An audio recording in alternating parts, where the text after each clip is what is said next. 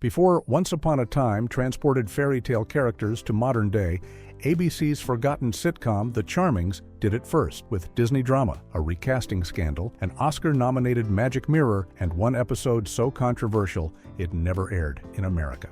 Fact 1. Disney allegedly forced the lead actress replacement. One of the strangest mysteries surrounding The Charmings involves the abrupt replacement of its lead actress after just 6 episodes. Caitlin O'Heaney originally played Snow White when the show premiered in March of 1987, but by the fall of that same year, Carol Houston had taken over the role without any explanation given to viewers. The official story from the network was vague at best, but rumors quickly spread through Hollywood that Disney had intervened behind the scenes. According to industry gossip, Disney executives complained that O'Heaney looked too much like their trademarked version of Snow White from the classic animated film, and they were concerned about potential confusion or trademark infringement. While neither Disney nor ABC ever confirmed this theory publicly, the timing was suspicious, and the fact that the show was loosely based on Disney's fairy tale characters made the connection seem plausible. O'Heaney herself later suggested that the producers were inexperienced and easily swayed by outside pressure, though she stopped short of directly blaming Disney. The replacement was jarring for viewers who had grown attached to the original cast, and it remains one of the most talked about casting changes in sitcom history, particularly because no one involved has ever provided a definitive explanation for why it happened so suddenly in the middle of the first season. Fact 2. The Magic Mirror was an Oscar nominee. The voice behind the sarcastic talking Magic Mirror in The Charmings belonged to Paul Winfield, an actor whose credentials were far more impressive than most people realized. Winfield had been nominated for the Academy Award for Best Actor back in 1972 for his powerful performance in the film Sounder, where he played a sharecropper in Depression-era Louisiana. That nomination put him in the company of Hollywood's elite, yet here he was more than a decade later, lending his distinguished voice to a quirky sitcom about fairy tale characters living in suburban California. Winfield's career spanned both serious dramatic roles and lighter comedic work, showing his incredible range as a performer. He appeared in everything from Star Trek films to Julia, and he continued working steadily throughout the 80s and 90s. Later in his career, Winfield won an Emmy Award for his guest role on the television series Picket Fences, proving that his talent was recognized across multiple genres. Having someone of Winfield's caliber voicing a talking mirror in a family sitcom was almost comically overqualified, but his smooth, authoritative voice added a level of sophistication and wit to the show that elevated it beyond typical sitcom fare. The Magic Mirror became one of the most memorable characters on The Charmings, largely thanks to Winfield's skilled delivery and comedic timing. Fact 3. One episode never aired in America. While most fans of The Charmings believe the show ran for exactly 20 episodes across 2 seasons, there's actually a 21st episode that most American viewers have never seen. This mysterious lost episode aired in the United Kingdom during the show's original run in the late 1980s, but ABC chose not to broadcast it in the United States for reasons that were never publicly explained. For decades, this episode remained something of a holy grail for collectors and fans who heard rumors about its existence but couldn't track it down. The episode eventually surfaced when it aired in Canada in 2021, finally giving North American audiences a chance to see what they had been missing for more than 30 years. The content of the episode itself isn't particularly controversial or problematic, which makes ABC's decision to pull it even more puzzling. Networks sometimes hold back episodes due to scheduling conflicts, budget concerns, or quality issues, but in this case, no clear reason was ever given. The fact that international broadcasters had no problem airing the episode suggests it wasn't a content issue, leaving fans to speculate endlessly about why ABC shelved it. This unaired episode has become a fascinating piece of television trivia, representing one of those odd quirks that sometimes happens in the messy world of network television production and distribution. Fact 4. The star later became Reba's ex-husband, Christopher Rich, who played the charming and somewhat befuddled Prince Eric Charming on The Charmings, went on to have a successful television career long after the show was canceled. His most notable role came more than a decade later when he was cast as Brock Hart on the sitcom Reba, which premiered in 2001 and ran for 6 seasons. On Reba, Rich played the ex-husband of country music star Reba McEntire's character, a dentist who had left his wife for a younger woman named Barbara Jean, creating the central family dynamic that drove much of the show's comedy and drama. The role showcased Rich's ability to play likable but flawed characters, and he became a reliable comedic presence throughout the series. What's interesting is how different the two roles were, with Prince Charming being a literal fairy tale hero transported to modern times, while Brockhart was a very grounded, realistic portrayal of a divorced father trying to navigate complicated family relationships. Rich managed to make both characters work despite their vastly different contexts. His career demonstrates how actors from canceled shows can go on to find even greater success in subsequent projects, and many Reba fans had no idea they were watching the same actor who once played a fairy tale prince living in the suburbs of California 15 years earlier. Fact 5. The child star was shot. 6 times, Brandon Call, who played the young Thomas Charming on The Charmings and later became well known for his role on Step by Step, survived a terrifying real-life ordeal that nearly ended his life. In 1996, while he was still appearing on Step by Step, Call was involved in a road rage incident that turned violent when the other driver pulled out a gun and shot him multiple times. Call was hit 6 times with bullets striking both of his arms, and he had to be rushed to the hospital in critical condition. Doctors weren't sure if he would survive, as he had lost a significant amount of blood and sustained serious injuries that required multiple surgeries and extensive rehabilitation. The incident was shocking, not only because of its random violence, but because it happened to someone so young who was actively working as an actor on a popular family sitcom. Call did eventually recover from his physical injuries, though the trauma of the experience had lasting effects on his life and career. He stepped away from acting not long after the incident, choosing to live a more private life away from the spotlight. The shooting was widely reported in the media at the time, and it served as a grim reminder of how suddenly life can change, even for someone living what appears to be a charmed existence in Hollywood. Fact 6. A British stage legend played the evil Queen Judy Parfitt, who brought Queen Lillian to life on The Charmings, was already a highly respected actress in British theater and television before she crossed the Atlantic to join an American sitcom. Parfitt had been nominated for a BAFTA award and was known for her work in prestigious period dramas and serious theatrical productions, making her casting as a comedic villain in a light-hearted fairy tale sitcom somewhat unexpected. She brought a level of gravitas and theatrical flair to the role that helped ground the show's more absurd elements, playing the vain and scheming evil queen with just the right balance of menace and humor. What made her casting even more interesting was that she convinced the producers to bring her real-life husband, actor Tony Steedman, onto the show for a guest appearance, where he played Santa Claus in a Christmas episode. Having a married couple appear together on the show added a fun behind-the-scenes element that viewers weren't necessarily aware of at the time. Parfitt's willingness to take on a comedic role in an American sitcom showed her versatility as an actress and her willingness to step outside her comfort zone. She managed to make Queen Lillian both funny and threatening, creating a memorable antagonist who was essential to the show's dynamic. Her performance demonstrated that even in a silly sitcom about fairy tale characters, having a skilled dramatic actress could elevate the material considerably. Fact 7. The first Snow White actress blamed inexperienced producers. Caitlin O'Heaney, the original actress who played Snow White for the first 6 episodes of The Charmings, has been candid about why she believes she was replaced so abruptly. In interviews after her departure from the show, O'Heaney pointed the finger at producers Prudence Fraser and Robert Sternin, noting that they were first-time television producers who were still learning how to navigate the complicated politics of network television. According to O'Heaney, Fraser and Sternin were too easily influenced by outside forces and lacked the experience or confidence to stand up for their creative choices when pressure came from above. She specifically mentioned that she was told she was too much like Snow White, which she found ironic given that she was literally playing Snow White and had been cast specifically because she fit the role. O'Heaney suggested that the producers panicked when concerns were raised, possibly by Disney or network executives, and made a hasty decision to replace her rather than defending their original casting choice. She expressed frustration that she wasn't given a real explanation at the time and felt that the inexperience of the production team led to unnecessary chaos behind the scenes. While O'Heaney didn't express bitterness about the situation, her comments shed light on the challenges that can arise when first-time producers are thrust into the high-pressure environment of network television, where corporate interests and creative visions often collide. Fact 8. ABC sabotaged. its own show.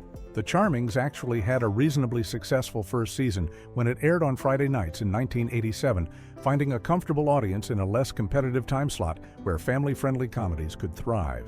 However, when the show returned for its second season, ABC executives made a baffling programming decision that essentially guaranteed its cancellation. The network moved The Charmings to Thursday nights at 8:30, placing it directly in the path of The Cosby Show, which was the #1 rated program on all of television at that time. Going up against Bill Cosby's juggernaut sitcom was essentially a death sentence for any show, as The Cosby Show consistently dominated its time slot with ratings that no other program could match. It's unclear why ABC made this decision, as it seemed almost designed to ensure The Charmings would fail, leading many people to speculate that the network had already decided to cancel the show and was simply burning off remaining episodes in a throwaway time slot. The move frustrated the cast and crew, who felt they weren't being given a fair chance to find their audience. Scheduling decisions like this were unfortunately common in the cutthroat world of network television, where shows were often treated as disposable if they didn't immediately become hits. The Charmings might have had a longer life if it had been allowed to stay in its original Friday night slot, but instead it became another casualty of questionable network programming strategies. Fact 9. The show had a hilarious George Hamilton joke. One of the most cleverly written jokes in The Charmings involved Queen Lillian's struggle to adapt to modern American life, specifically when it came to understanding currency. In one episode, the evil queen decided to make counterfeit money but couldn't remember which famous American should be featured on the bills. She knew it was supposed to be either George Washington or Alexander Hamilton, but in her confusion, she ended up using a picture of actor George Hamilton instead. The joke worked on multiple levels, playing both on the character's ignorance of American history and on the humorous coincidence of the actor's name matching one of the founding fathers. George Hamilton was a well-known actor in the 1980s, famous for his perpetual tan and his roles in light romantic comedies, making him an absurd choice to appear on Currency. The joke also reflected the show's self-aware humor and willingness to poke fun at Hollywood culture while staying within the framework of its fairy tale premise. This kind of clever wordplay and cultural reference was typical of the show's writing style, which tried to balance silly fish-out-of-water comedy with sharper, more sophisticated humor that adults could appreciate. It's the kind of throwaway gag that could easily have been missed by younger viewers, but gave parents something to laugh at, showing that the writers were trying to create comedy that worked on multiple levels. Fact 10. The dwarf actor had appeared in Ridley Scott's Legend. Cork Hubbard, who played Luther the Dwarf on The Charmings, had previously appeared in one of the most visually stunning fantasy films of the 1980s. Just 2 years before joining the sitcom, Hubbard played Brown Tom the Forest Dwarf in Ridley Scott's 1985 film Legend, which starred Tom Cruise and featured elaborate makeup and special effects. Legend was a dark fairy tale set in a magical forest filled with goblins, unicorns, and other mythical creatures. And while the film wasn't a commercial success when it was first released, it has since become a cult classic known for its incredible visual design and atmospheric storytelling. Hubbard's role in Legend was much more serious and fantastical compared to his comedic work on The Charmings, showing his range as a performer. Working on a Ridley Scott film would have been a prestigious credit for any actor, and it demonstrated that Hubbard was capable of handling both dramatic fantasy material and light-hearted sitcom comedy. The transition from the dark Gothic world of Legend to the bright, joke-filled environment of a network sitcom must have been quite a shift, but Hubbard managed to make Luther a memorable and endearing character. His experience in the fantasy genre likely helped him bring authenticity to the role, even in a show that played fairy tale elements, mostly for laughs. Fact 11. The show won an Emmy, despite cancellation. Despite being canceled after only 2 seasons and 21 episodes, The Charmings managed to earn recognition from the Television Academy in a somewhat unexpected category. The show won a Primetime Emmy Award for Outstanding Technical Direction, Electronic Camera Work, and Video Control, which recognizes excellence in the technical production aspects of television rather than acting or writing. This award highlighted the behind-the-scenes craftsmanship that went into making the show, including the camera operators, technical directors, and video engineers who worked to create the show's visual style. The Charmings received a total of 4 Emmy nominations during its brief run, showing that industry professionals recognized quality in the production, even if mainstream audiences didn't tune in consistently enough to save it from cancellation. Winning an Emmy is a significant achievement for any television show, but it's particularly notable for a canceled sitcom that many people have forgotten. The technical team's work on The Charmings involved coordinating multi-camera setups, managing the show's colorful sets and costumes, and ensuring that the visual comedy translated effectively to viewers at home. This Emmy win serves as a reminder that even shows that don't find commercial success can still represent excellent craftsmanship and technical achievement, and it's a testament to the dedicated crew members who worked to make The Charmings look as good as it did. Fact 12. Prince Charming could have been TV's first gay soap character. Before Christopher Rich landed the role of Prince Charming on The Charmings, he nearly made television history in a very different way. Rich had been cast on the long-running soap opera Another World, and according to industry reports at the time, his character was being developed to become the first openly gay character on daytime television. This would have been groundbreaking for the mid-1980s, when LGBTQ representation on television was extremely rare and often controversial. The writers and producers had apparently planned out a storyline that would have revealed Rich's character's sexuality and explored what that meant within the context of a soap opera, where romance and relationships are central to every plot. However, at the last minute, the network got cold feet and the producers changed their minds, either rewriting the character or abandoning the planned storyline altogether. Rich ended up leaving Another World, and the opportunity to make history slipped away. It would be years before daytime television finally featured openly gay characters in prominent roles. This near miss represents both how close television came to breaking barriers in the 80s and how corporate caution often prevented progress from happening. Rich went on to have a successful career playing straight romantic leads, but one can only imagine how different television history might have been if those producers had followed through with their original plan. Fact 13. The show predicted Once Upon a Time by 24 years long before ABC's hugely successful drama. Once Upon a Time premiered in 2011, the same network had already experimented with the exact same core concept. The Charmings featured fairy tale characters who had been transported from their enchanted forest kingdom into modern-day America, where they had to navigate contemporary life while dealing with their magical baggage. This is precisely the same premise that Once Upon a Time would use more than 2 decades later, though that show took a darker, more serialized approach compared to The Charmings' lighthearted sitcom format. Both shows asked the question of what would happen if Snow White, Prince Charming, the Evil Queen, and other storybook characters found themselves living in regular American society, and both explored the fish-out-of-water comedy and drama that would naturally result. The key difference was in execution, with The Charmings playing everything for laughs, while Once Upon a Time treated the material with serious dramatic weight and complex mythology.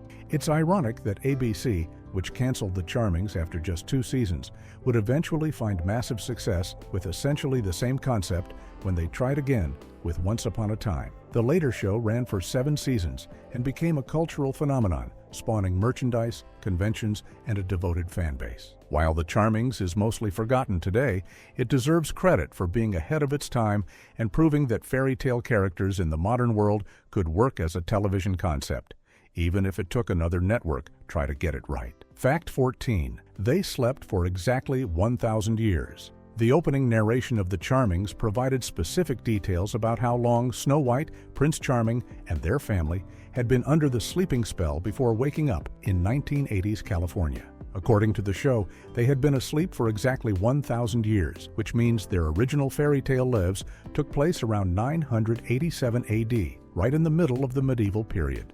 This would place them in early medieval Europe, long before the Renaissance period that most people associate with classic fairy tale imagery. The specific 1,000-year time frame was probably chosen because it sounds appropriately magical and epic, giving the characters enough temporal distance from modern times to make their culture shock believable. If you think about what the world was actually like in 987, it was a time of Viking raids, feudal kingdoms, and early castle construction, which fits reasonably well with the show's depiction of a fairy tale kingdom. The 1,000-year sleep also meant that everyone the Charmings had known in their previous life would have been dead for centuries, adding an element of loss and isolation to their situation, though the show rarely explored this darker implication. Most episodes focused on the comedy of cultural misunderstanding rather than the tragedy of being displaced in time. Still, the specific detail of the 1,000-year time frame showed that the creators had thought about the logistics of their premise, even if they didn't always follow through on the more serious implications. Fact 15. The dwarf actor's struggles were documented in a book. Cork Hubbart's career challenges and experiences in Hollywood were chronicled in a book titled The Sweeps Behind the Scenes in Network TV, which was published in 1985, 2 years before The Charmings premiered. The book examined the television industry during sweeps periods when networks competed fiercely for ratings, and it included a section about Hubbart's difficulties finding consistent acting work as an actor with dwarfism. The entertainment industry has historically struggled with providing meaningful opportunities for actors with disabilities or physical differences, often limiting them to stereotypical or comedic roles, rather than allowing them to showcase their full range as performers.